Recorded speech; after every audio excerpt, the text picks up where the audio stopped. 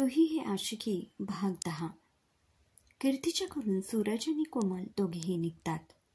सूरज, मला घरी सोड आता. नाही, आज आपण दिवसभर एकत्र घालवणार आहोत. का रे? कोमलला माहीत असतं की आज व्हॅलेंटाईन्स डे आहे ते, आणि सूरज काय करतो हे तिला पाहायचं असतं. सूरज फक्त कार चालवत असतो. कुठे जायचं, काय करायचं, काय गिफ्ट द्यायचं, काहीही त्याच्या डोक्यात नसतं.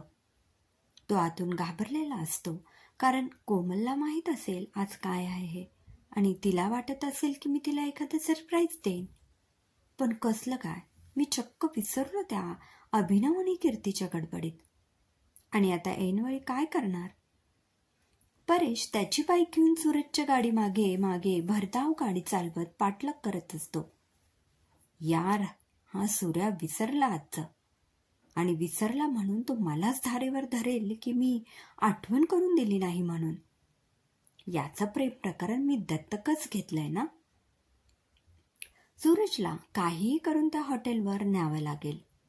येड्यानं फोन पण सायलेंटवर ठेवलाय. शेवटी परेश सूरजच्या कारहून जास्त स्पीड घेतो आणि गाडीच्या समोर जाऊन गाडी आडवी उभी करतो. परेशने हेल्मेट घातलेलं असतं. सूरज एकदम ब्रेक दाबतो. ए, मरायला माझीच गाडी भेटली का? सूरज पटकन रिॲक्शन देतो आणि मग त्याच्या लक्षात येतं की हा पर्या आहे. ए पर्या, काय रे? सूर्या, अरे तिकडे यायला किती वेळ लावलास तू? तिकडे म्हणजे? परेश खानाखुना करतो, पण सूरजच्या लक्षात येत नाही. ब्रो कोड भाई, ब्रो कोड. हा, चला माझ्यासोबत. परेश गाडीवर बसतो आणि सूरज कोमल त्याच्या मागे मागे जातात.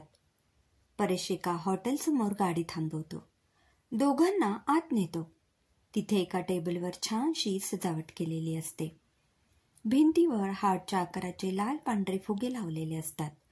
टेबलवर सुगंधित मेणबत्त्या लावलेल्या असतात. हे सगळं बघून सूरज म्हणतो, wow, what a pleasant surprise. Komal सूरजकडे आश्चर्याने बघू लागते. परेश सूरजकडे डोळे वटारून बघतो. सूरजच्या आता कुठे लक्षात येतं. अरे व्हॉट अ सरप्राईज असंच म्हणशील ना तू कोमल?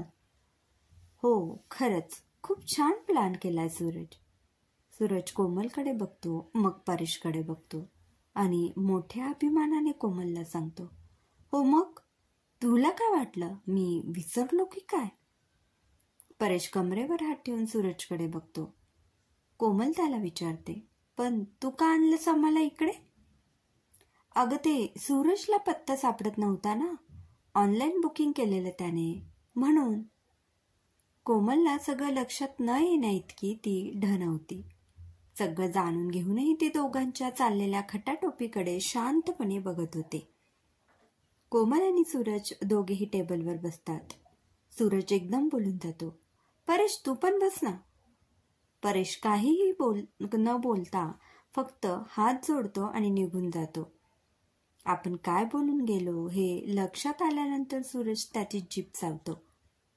कोमल या सगळ्या प्रकारात आपण अनभिज्ञ आहोत अशीच वागत होती, कारण सूरज आणि परेशच्या धडपडीत तिला व्यत्यय आणायचा नव्हता. सूरज एक सुस्कारा टाकतो. वेटरला आवडीचे पदार्थ कोमलला ऑर्डर करायला लावतो. ऑर्डर येईपर्यंत कोमल सर्व सजावटीकडे कौतुकाने बघते. सूरज, काल मला फार कसं तरी वाटलं. परेशने आपल्याला पाहिलं झाडाखाली. मला तर काहीच नाही वाटलं बुवा. का रे, तुझा मित्र आहे म्हणून? नाही, मला काहीच वाटलं नाही, कारण मी कुठे काय केलं होतं? तूच मागून येऊन मला मिठी मारली. मी आपला निरागसपणे शांत सभ्य माणसासारखा उभा होतो. कोमलला अजून गिल्टी वाटतं. कुठून सुचलं मला, आणि तुला मागून? शिट. असू दे ग, काही वाटून घेऊ. हे बघ, ऑर्डर आली आहे, कर सुरुवात. दोघेही जेवणावर ताव मारतात. दुपार झालेली असते. एकतर आधीच पोटभर जेवण, त्यात दुपारची वेळ. दोघांना सुस्ती येते. आता घरी जाऊन मस्त आराम करूया असे ते म्हणतात. पण कोमलच्या एकदम लक्षात येतं आणि ती विचारते, सूरज, हे सरप्राईजचं ठीक आहे, पण माझं गिफ्ट कुठे आहे? सूरजला धस्स होतं. एकतर तो कोमलसाठी कुठलीही गोष्ट करायची सोडत नव्हता आणि शेवटी गिफ्ट राहूनच गेलेलं. कोमल सो सॉरी, गडबडीत राहून गेलं. बरं, काही हरकत नाही. तुम्हाला किती रुपयांचं गिफ्ट घेणार होता? कोमलच्या या प्रश्नाने सूरजला वाईट वाटतं. सगळ्या मुली पैशातच सगळं काम मोजतात. तरी कोमलने विचारलं म्हणून सूरजला सांगावं लागतं. पैशाचं काही नव्हतं ग. वस्तू चांगली असती तर जेवढे पैसे लागले असते तेवढे मोजले असते. तरी जास्तीत जास्त किती? सूरजला राग येऊ लागतो, पण त्याला आजच्या दिवशी वाद नको असतो. 10,000? ठीक आहे, मला 10,000 दे. मी गिफ्ट मिळालं असं समजेल. सूरज पाकिटातून 10,000 काढतो आणि कोमलच्या हातात देतो. कोमलला सूरजचे बदललेले हावभाव लक्षात येतात, पण ती फक्त हसू लागते. सूरजला परेशचा मेसेज येतो. तुमचं आटोपलं की मला भेट. आपल्या नेहमीच्या जागेवर भेट, मी थांबलोय. कोमल आणि सूरज घरी जायला निघतात. कोमल सूरजला एका ठिकाणी जाण्याचा आग्रह करते. कुठे जायचं ते सांगत नाही, पण फक्त आग्रह करत असते.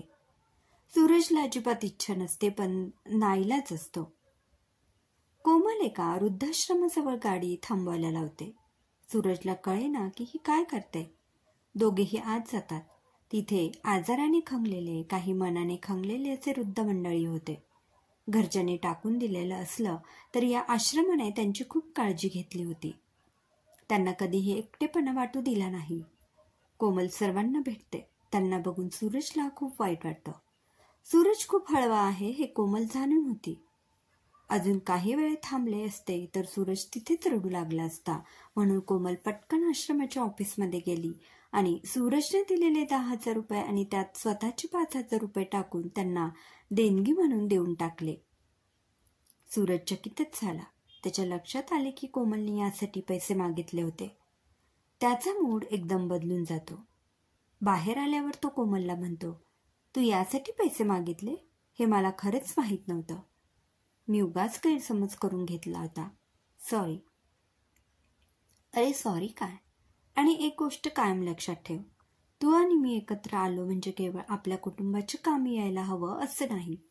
आपण समाजाची काहीतरी देणं लागतो. आपलं एकत्र येणं हे समाजासाठी सुद्धा कारणी लागायला हवं. केवळ एकमेकांना खुश करून काय मिळणार?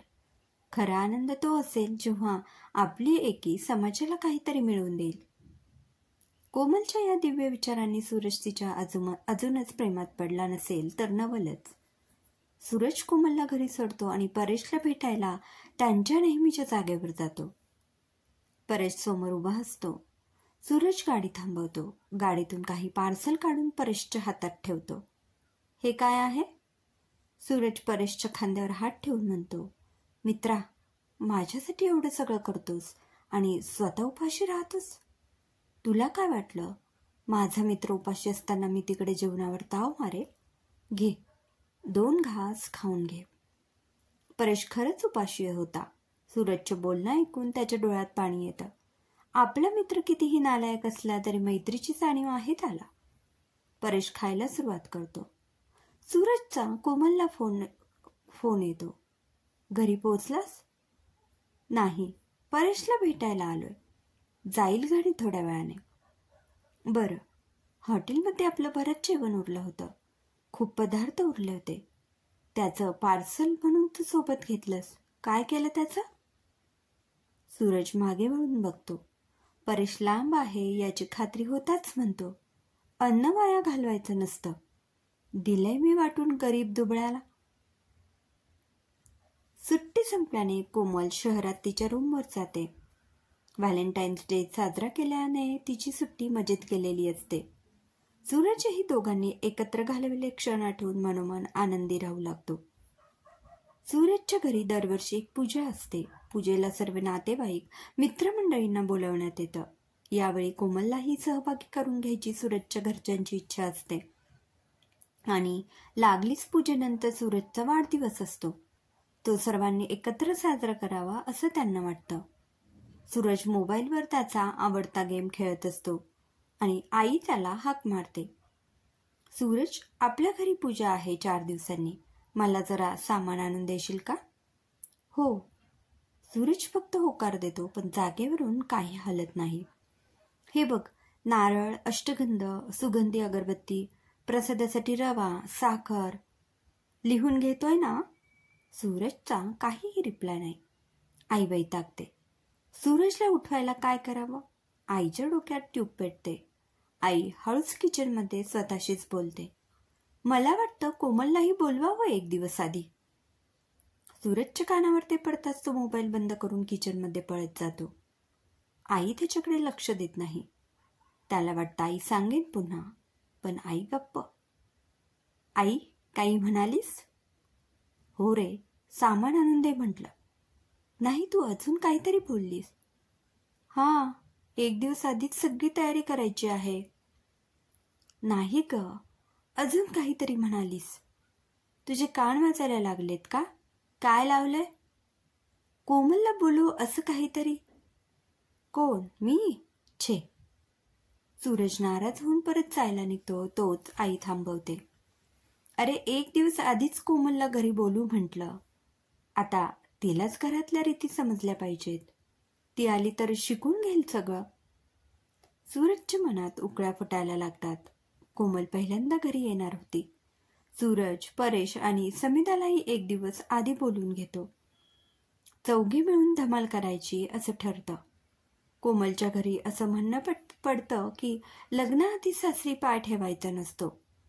पण सूरजच्या आई वडिलांनी समजवल्यावर तेही तयार झाले. पूजेच्या आदल्या दिवशी संध्याकाळी सूरजचे वडील त्यांचा जुना अल्बम घेऊन बसले.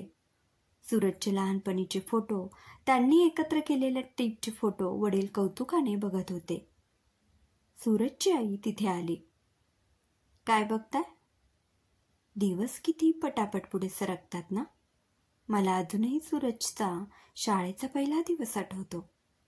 किती रडत होता तो, आणि नंतर इतका लळा लागला की सुट्टीच्या दिवशी शाळेत जायचं म्हणून हट्ट करायचा. हो ना, आता सूरजचं लग्न ठरलंय. किती मोठा झाला सूरज. इतक्यात परेश त्याची बॅग घेऊन घरी येतो. काका नमस्कार, कसे आहात? अरे परेश, ये. हे कुठले फोटो काका?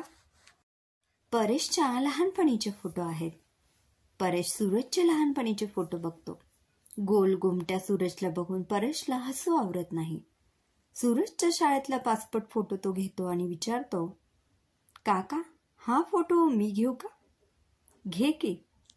सूरजला चिडवायला परेश तो फोटो घेतो आणि खिशात ठेवून देतो. परेश सूरजला भेटायला जातो. सूरज कोमलची वाट बघत असतो. परेश तिथे जाताच सूरज उठतो. काय रे, कुठे चाललास? कोमलला घ्यायला. स्टॉपवर थांबली आहे ती. बरं जा, मी बसतो इथेच. सूरज कोमलला घेऊन येतो. कोमलचे पाय घराला लागताच आईला खूप आनंद होतो. कोमल फक्त सूरजची बायको नाही, तर या घराचं भविष्य असणार होती. घराची मालमत्ता जरी वडिलांकडून मुलाकडे जात असली तरी घराचं मांगल्य मात्र सासूकडूनच सुनेला जात असतं. कोमल आल्यावर सर्वांची चौकशी करते. सर्वांची खुशाली विचारते. पूजेसाठी काय काय करावं लागेल हे सूरजच्या आईला विचारून घेते आणि लागलेच कामाला लागते. तिचा कामाचाच सपाटावा आणि कामातली आवड बघून सूरजच्या आईला धन्य वाटतं. कोमल आईला मदत करत असते आणि सूरज सारखा तिथे घुटमळत असतो. सूरजचे वडील त्याला आवाज देतात. सूरज, अरे समिधा आलीये, तिला स्टॉपवर घ्यायला जा. सूरज समिधाला घ्यायला निघून जातो. सूरजची आई फोनवर बोलत बाहेर बसते. वडील खोलीत निघून जातात. हॉलमध्ये परेश आणि कोमल दोघीच असतात. आजवर दोघेजण एकत्र असे कधी बोललेलेच नसतात, त्यामुळे एकमेकांशी काय बोलावं त्यांना कळत नव्हतं. परेश उगीच काहीतरी बोलायचं म्हणून बोलायला सुरुवात करतो. नशीबवान आहेस हा कोमल, सूरजसारखा मुलगा मिळाला. हो, ते तर आहेच. फार मदत करतो तो सर्वांना. अगदी गरीब दुबळ्याला सुद्धा काहीतरी मिळावा हा त्याचा प्रयत्न असतो. परेशला प्रश्न पडतो, असं काय करतो हा जे मला माहित नाही? गरीब दुबळ्यांसाठी करतो म्हणजे? अरे, त्या दिवशी नाही का व्हॅलेंटाईन्स डेला आम्ही जेवायला गेलेलो. खूप भूक लागली होती म्हणून जास्त ऑर्डर दिली गेली. पण नंतर खूप उरून राहिलेलं. मग मग सूरजने ते पार्सलमध्ये पॅक करून मागवलं आणि सोबत घेतलं. मला घरी सोडल्यानंतर एका गरीब दुबळाला गाठून त्याने त्याला सगळ्यांना जेवू घातलं. म्हणजे नक्की केव्हा? अरे म्हणजे आम्ही हॉटेलमधून निघालो, त्याने मला घरी सोडलं आणि तसंच हे पार्सल त्याने वाटलं. परेशचं विचारचक्र फिरू लागलं. मग त्याच्या लक्षात येतं की तो गरीब दुबळा म्हणजे मी. परेश संतापाने लालबुंद होतो. आता केव्हा सूरज येतो आणि केव्हा त्याला लोळवतो असं त्याला झालं. सूरज समिधाला घेऊन आला. समिधाला बघताच परेश सूरजला काय बोलायचं विसरून गेला. चौघेही एकत्र आले. छान वेळ घालवला. पूजेच्या दिवशीही कोमलने खूप कामं केली. नातेवाईक मित्रमंडळींनीही कोमलला बघितलं. तिने अल्पावधीतच सर्वांचं मन जिंकून घेतलं. पूजा छान पार पडली.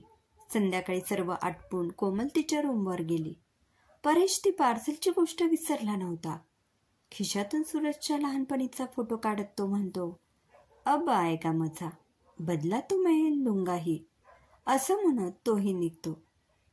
सूरजचा वाढदिवस येतो. त्या दिवशी सूरज सकाळी उठून फ्रेश होऊन वर्तमानपत्र चाळतो. त्यातील एक बातमी बघून सूरज एकदम मोठ्याने ओरडतो, हे काय आहे? घरातले सर्वजण धावत येतात. काय रे, काय झालं? सूरज घामेघूम झालेला असतो. त्याचा फोन वाजू लागतो. ती बातमी वाचून त्याला एकावर एक फोन सुरू होतात. वडील पेपर हातात घेतात. त्यात खालच्या एका वाढदिवसाच्या रकान्यात सूरजच्या लहानपणीचा गोल गोमट्या पासपोर्ट फोटो सोबत लिहिलेलं असतं. आमच्या लाडक्या सूरजला आई, बाबा, मामा, मामी, काका, काकू, परेश, कोमल, समिधाकडून गोड गोड शुभेच्छा. क्रमशः लेखिका संजना इंगळे. श्रोते हो, कसा वाटला कथेचा हा भाग कमेंटमध्ये नक्की कळवा. पुन्हा भेटूया कथेच्या पुढील भागात. धन्यवाद.